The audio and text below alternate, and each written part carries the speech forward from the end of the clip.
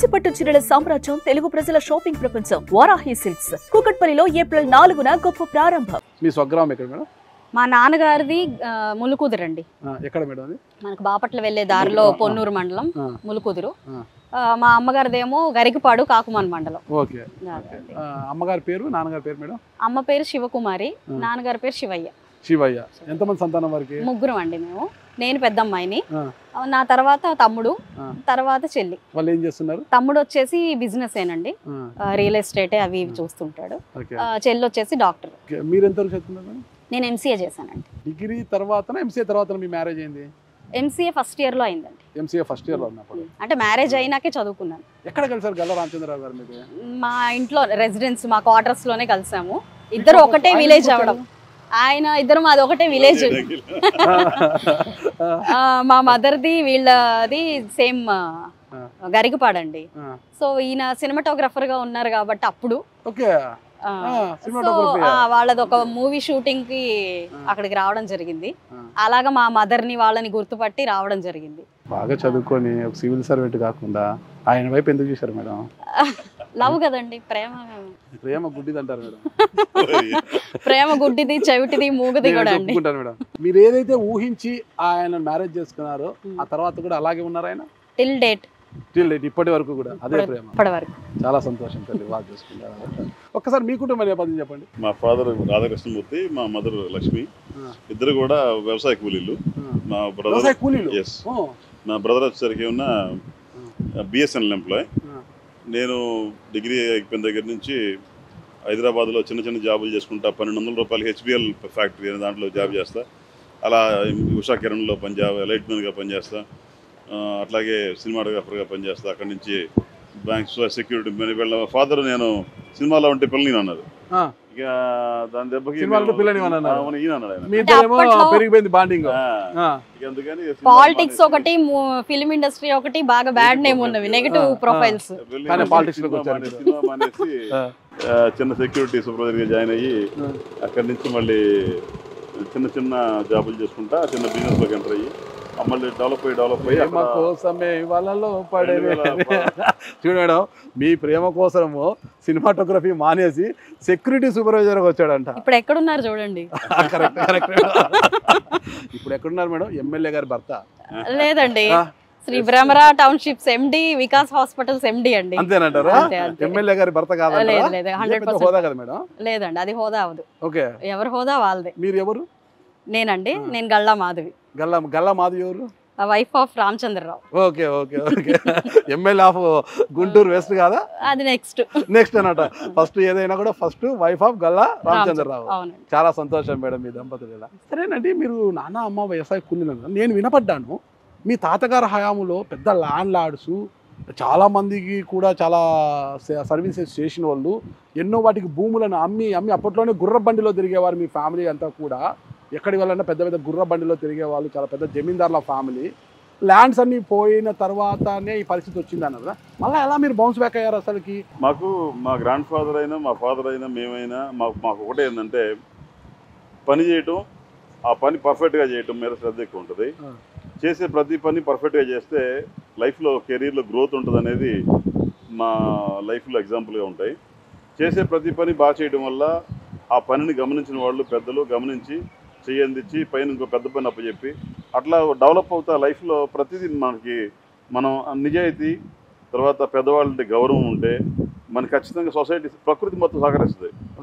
అందువల్ల ఏంటంటే మనకి ప్రతిదీ సక్సెస్ఫుల్గా చేసాం. అది రియల్ ఎస్టేట్ అవడం చేత ఫాస్ట్గా చేయడం వల్ల రియల్ ఎస్టేట్లో గ్రోత్ ఎక్కువ ఉంటుంది. బేసిక్గా ఫస్ట్ వెంచర్ ఏది మీది?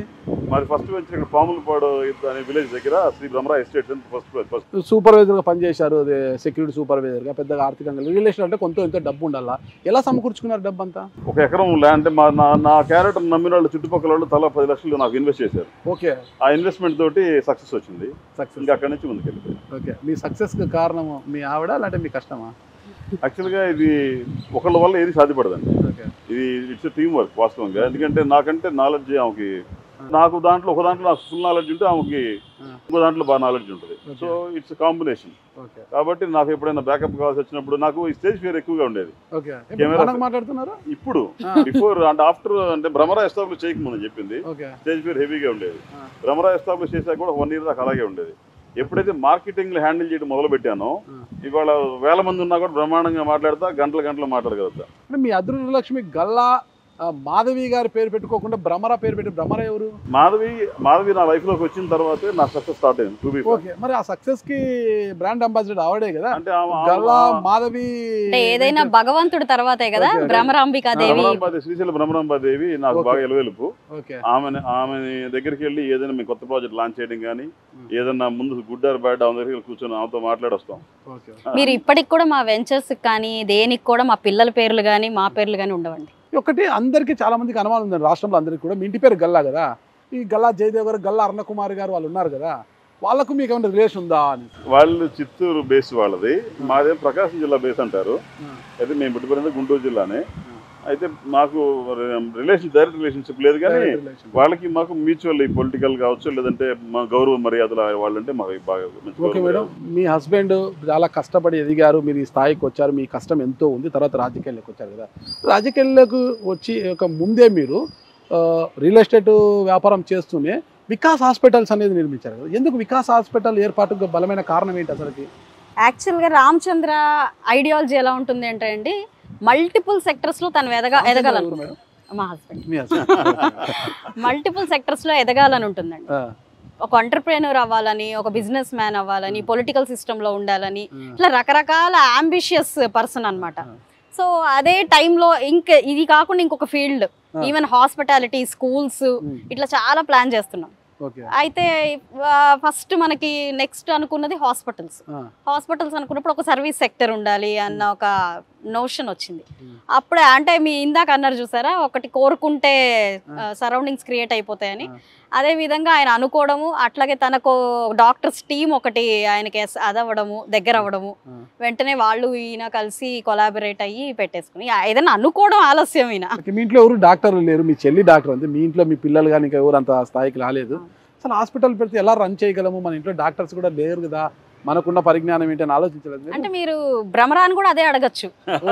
భ్రమరా కూడా ఎవరు లేరు, ఫ్యామిలీలో ఎవరు లేరు, బ్యాక్గ్రౌండ్ ఎవరు లేరు చెప్పారు కదా మీరు. ఇప్పుడు అమ్మవారే, పేరు అమ్మవారు అండి, పేరు అమ్మవారు. నేను అనేది బిజినెస్ అది మాకు టచ్ లేని బిజినెస్, మాకు భ్రమరా టచ్ లేని బిజినెస్, వికాస్ టచ్ లేని బిజినెస్, పొలిటికల్ సిస్టమ్ కూడా టచ్ లేని బిజినెస్. ఎమ్మెల్యే అయ్యారు కదా మీరు, ఇప్పుడు వికాస్ హాస్పిటల్స్ బిజినెస్ సర్వీసా? ఇది బిజినెస్ కమ్ సర్వీస్ అండి. Business come service. సర్వీస్ ఎలా చేస్తారు? బిజినెస్ అయితే మామూలు లేండి చేస్తారు, మోకాళ్ళు నొప్పి అంటే బోడిగుండికి ఎక్స్రే తీస్తుంటారు చాలా మంది డాక్టర్లు.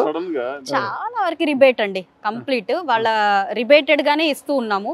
ఎంతో మందికి కార్డ్స్ ఇష్యూ చేసేసాము, పూర్ గా ఉన్న వాళ్ళందరికీ, బిలో ఇన్కమ్ లెవెల్ ఉన్న వాళ్ళందరికి కూడా కార్డ్స్ ఇష్యూ చేయడం జరిగింది. అంటే వాళ్ళకి కంప్లీట్ దాన్ని ఏమంటారు రిబేట్ తో.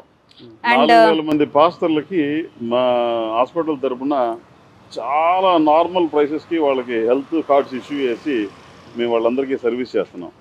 మామూలుగా కాన్స్టిట్యున్సీలో కావచ్చు, రూరల్ నుంచి కావచ్చు, కొన్నిసార్లు వాళ్ళకి డైరెక్ట్ హాస్పిటల్కి వెళ్ళాలని ఇంటెన్షన్ ఉంటుంది, వచ్చేస్తారు. వాళ్ళకి ఈ హాస్పిటల్లో మనకున్న రేట్లు వాళ్ళు బేర్ చేసే కెపాసిటీ ఉండదు, కానీ వాళ్ళని వెనక్కి పంపించకుండా వాళ్ళకున్న కెపాసిటీ చెక్ చేసి ఇమ్మీడియట్గా వాళ్ళకి సర్వీస్ ఫ్రీగా చేయాల్సి వస్తుంది. కొన్నిసార్లు చేసి వాళ్ళకి సెక్యూర్ చేసి పంపించడం జరుగుతుంది. హాస్పిటల్లో సర్వీస్ ఇంక్లూడెడ్. గతంలో మీ పార్టీ నుంచి గెలిచి వైసీపీలోకి చేరిన మద్దాలి గిరి గారు ఇప్పుడు వైఎస్ఆర్ కాంగ్రెస్ పార్టీకి రాజీనామా చేశారు, తిరిగి పసుపు కండువా కప్పుకోవాలని ఉవ్విల్లుడుతున్నారంట, మీరు ఆహ్వానం పలుకుతారా? అన్నారు కదా, అది అవునో కాదో తెలిస్తే మేము ఆహ్వానం పలికేది ఏం లేదు. అక్కడ అధిష్టాన నిర్ణయం ఒప్పుకోవాలి కదా. ఏంటండి? లోకల్ ఎమ్మెల్యే ఒప్పుకోవాలి కదా, ఏదైనా అధిష్టాన నిర్ణయం అండి. అధిష్టాన నిర్ణయమే మీరు క్షీరోదారేమో. అంతే. ఓకే, ఫైనల్ గా ప్రజలకు ఏం చెప్పదలుచుకున్నారు మీరు? ప్రజలు గడిచిన 10 ఏళ్లలో చాలా ఇబ్బందులు పడ్డారు, మంచి ప్రభుత్వం వచ్చింది, ఎన్డీఏ కూటమి గెలిచింది, ఒక నిబద్ధత గల నాయకులు వచ్చారు. అయితే కొంచెం సంయమనం పాటించాలి. ఒక్క రోజులో 2 నెలల్లో మీరు అనుకుంటున్నట్టు 100% మార్పు అనేది రాదు. ఈ 5 ఏళ్లలో ఖచ్చితంగా మీరు ఏ కోరికలు అయితే కోరుకొని, ఏ ఆశ అయితే పెట్టుకొని ఎన్డీఏ కూటమిని గెలిపించారో అవి 110% నెరవేరుతాయి. కాబట్టి కొంచెం పేషెన్స్. నెరవేరకపోతే ఏం చేస్తారు? నెరవేరకపోతే మొన్న నెరవేరకపోతే ఏం జరిగింది నెరవేర్చకపోతే 2029లో పోయి ఓట్లు అడగరా? ప్రజలు అనేవాళ్ళు ఎప్పుడైనా ఏ డెసిషన్ అయినా తీసుకోవడానికి రెడీగా ఉంటారు. మొన్న తీసుకున్నారు, రేపు తీసుకుంటారు, అది వాళ్ళ ఇష్టం, నిర్ణయం వాళ్ళకే ఉంటుంది. భవిష్యత్తులో ఇక్కడ విడుదల రజనీ గారికి ఇక స్థానం ఉండదు అనే విధంగా పాలన ఉంటుందని ఆయన సూచించొచ్చా? ఏ ఇతరత్ర పార్టీకి ఉండదు అంటున్నాను. అక్కడ విడుదల రజనీ కావచ్చు, లేకపోతే ఇంకొకరు కావచ్చు. టీడీపీ ఇది ఏదైతే కంచు కోట అని అంటారో అది కంచు కోటగానే మిగిలిపోతుంది. ఆ కోటకు రాని గల్లా మాధవి గారేనా? అది ప్రజల ఇష్టం. ప్రజల ఇష్టం. సుమన్ టీవీలో మీ పర్సనల్ అండ్ బిజినెస్ ప్రమోషన్స్ కోసం కింది నెంబర్కి కాంటాక్ట్ చేయండి.